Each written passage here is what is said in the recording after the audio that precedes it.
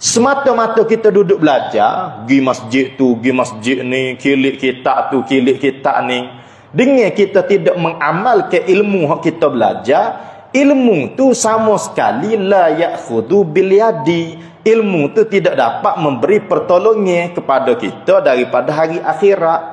Jadi yang menolong kita tu apabila kita belajar dan kita beramal. Gitu dah. Tu penting tu. Kadang-kadang kita ni berasa padan dengan ngaji ke.